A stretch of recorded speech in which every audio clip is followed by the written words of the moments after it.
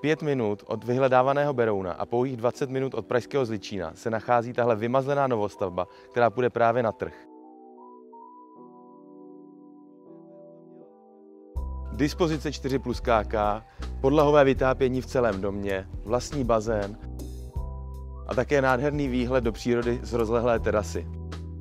Ale co vám budu vyprávět? Pojďte se na to podívat sami.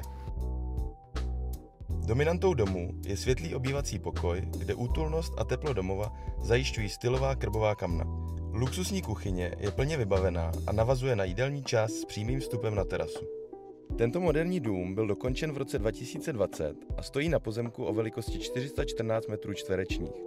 Obklopuje ho upravená zahrada, která doslova láká k odpočinku a posezení s přáteli. Dům dále disponuje 3 pokoji v prvním patře. Najdeme zde útulnou ložnici s krásným výhledem, roztomilý dětský pokoj, kde se vaše ratolesti do sytosti vydovádí, a stylovou pracovnu, odkud můžete řídit snad celý svět. Nechybí moderní koupelna se sprchovým koutem a luxusním širokým umyvadlem. Vše vkusně sladěné, praktické a příjemné na každodenní užívání. Podlahové vytápění v celém domě zajišťuje komfort během chladných měsíců.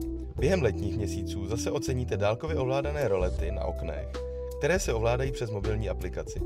Díky energetické třídě B je dům velmi úsporný, tudíž šetrný k vaší peněžence i přírodě.